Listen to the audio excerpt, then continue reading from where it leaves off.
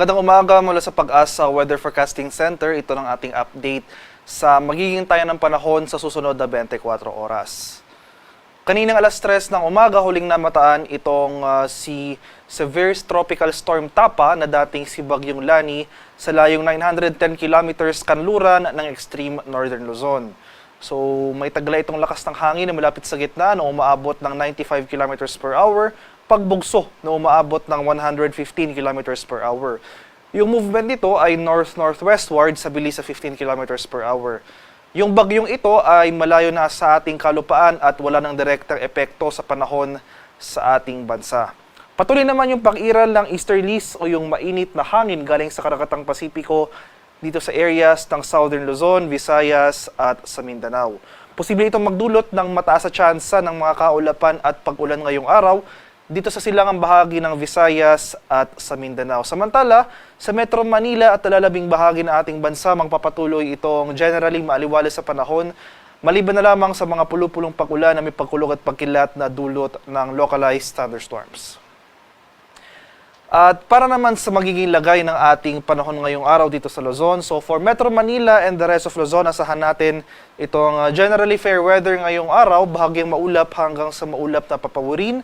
Sasamahan lamang yan ng mga usual late afternoon to evening na mga rain showers or thunderstorms. Maximum temperature forecast para sa Lawag ngayong araw, posibleng umabot ng 32 degrees Celsius. 31 degrees sa Tuguegarao at 22 degrees Celsius sa Baguio City. Maximum temperature forecast for Metro Manila ngayong araw, posibleng umabot ng 33 degrees Celsius, 32 degrees sa Legazpi at 29 degrees Celsius sa Tagaytay. Sa areas naman ng Palawan, Visayas at sa Mindanao, ito ang silangang bahagi ng Visayas-Mindanao area.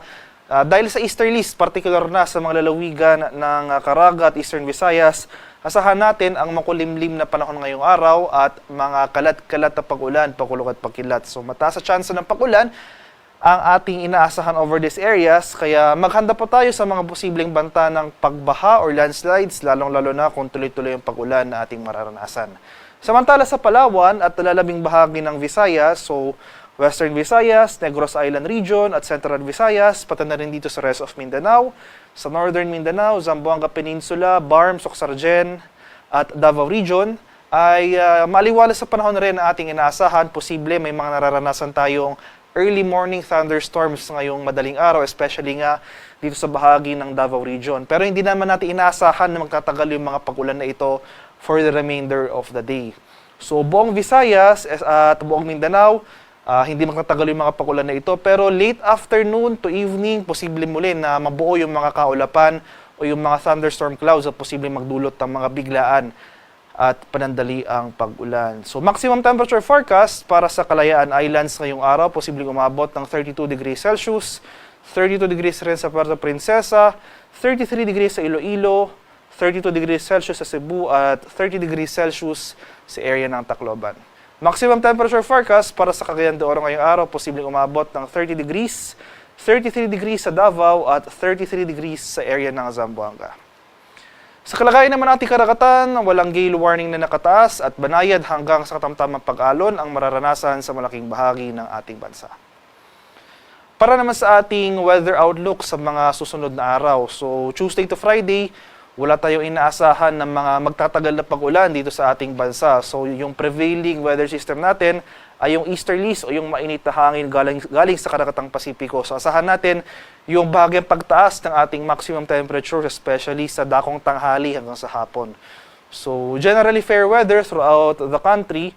So hindi nangangahulugan na wala na tayong pag-ulan na mararanasan. Posibleng pa rin dyan yung mga usual late afternoon to evening na mga paulan na dulot ng thunderstorms, especially nga dito sa silangang bahagi ng ating bansa. Kaya patuloy tayong mag-monitor ng mga thunderstorm advisories na posibleng i-issue ng ating mga local Pag-asa Regional Services Centers sa ating mga lokalidad. At haring araw sa Kaminilaan ay sisikat mamayang 5:45 ng umaga, lulubog naman mamaya sa ganap na 6:03 ng hapon.